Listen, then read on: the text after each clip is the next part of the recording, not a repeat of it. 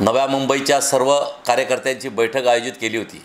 या बैठकीमध्ये सर्व कार्यकर्त्यांच्या नवी मुंबईच्या कमिटी सरांनी ठराव आणला की नव्या मुंबईतील जेवढी तमाम आंबेडकरी अनुयायी आहेत, जे बाबासाहेबांना आणि बुद्धाला मानणारा जो समाज आहे, या सर्वांपर्यंत आपण जाऊ आणि त्या सर्वांना 14 ऑक्टोबर जे डॉक्टर बाबासाहेब आंबेडकरांचा जो हक्क आहे किंवा बुद्धांचे जे अधिकार आहेत, त्या अधिकारापासून वंचित करण्यासाठी आठवले साहेबांनी दिलेली हाक, त्या हाकला ताकद देण्यासाठी नवी मुंबईचे सर्व रिपब्लिकन पक्षाचे सर्व कार्यकर्ते सज्ज करण्याची 14 ऑक्टोबरला आम्ही जाणार आहोत।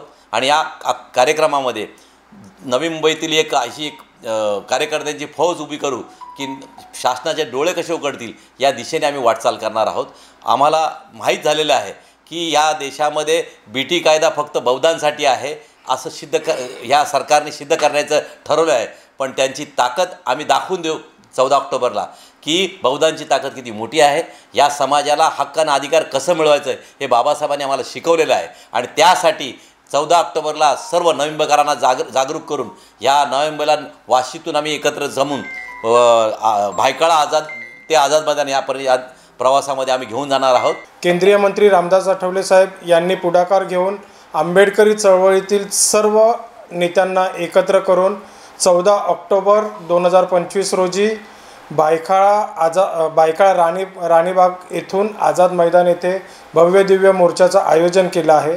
याच मोर्चाच्या पूर्वतयारीसाठी आज नवी मुंबईतील रिपब्लिकन पक्षाच्या कार्यकर्त्यांची महत्त्वपूर्ण बैठक पार पडली आणि या बैठकीतून नवी मुंबईतून देखील या आंदोलनाला पाठिंबा देण्यासाठी, या मोर्चामध्ये सहभागी होण्यासाठी मोठ्या संख्येने रिपब्लिकन पक्षाचे कार्यकर्ते असतील किंवा आंबेडकरी चळवळीतील इतर पक्ष संघटनांचे कार्यकर्ते हे मोठ्या संख्येने उपस्थित राहणार आहेत आणि याच संदर्भातला निर्णय आजच्या या बैठकीमध्ये घेतलेला आहे। 14 ऑक्टोबर रोजी रिपब्लिकन पक्षाच्या वतीने महाबोधी महाविहारासाठी जे आंदोलन जे पक्षाच्या वतीने दिलेले आहे, त्या कार्यक्रमासाठी नवी मुंबईतील सर्व पक्षाचे कार्यकर्ते आणि इतर पक्षाचे धर्मातील सर्व लोकांना घेऊन आपण त्या कार्यक्रमाला आपण जाणार आहोत।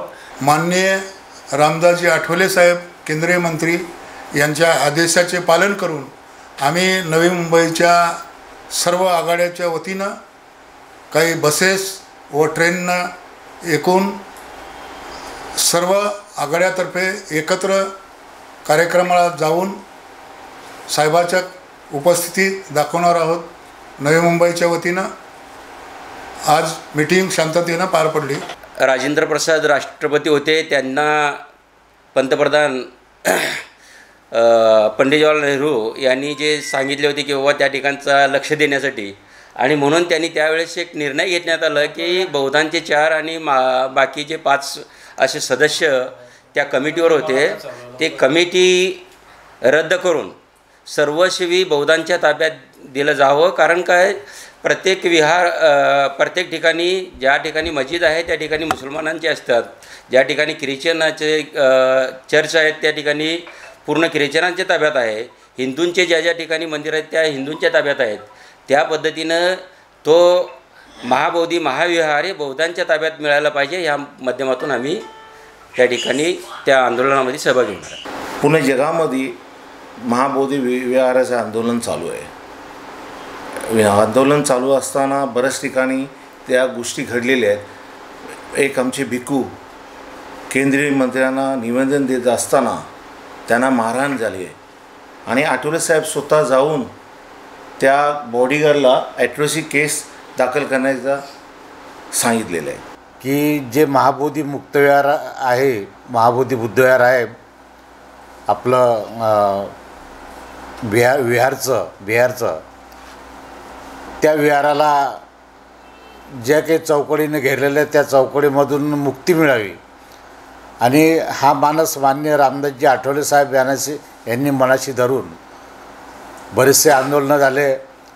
त्या ठिकाणी बरेचसे आमच्या कार्यकर्त्यांना मारहाण झाली, पण त्याबद्दल शासनाने कुठलीही आजपर्यंत दखल घेतलेली नाही। लेटेस्ट अपडेट्स और ताजा तरीन खबरों के लिए टीवी1 इंडिया लाइव को सब्सक्राइब कीजिए और नोटिफिकेशन पाने के लिए बेल आइकॉन को दबाना मत भूलिए।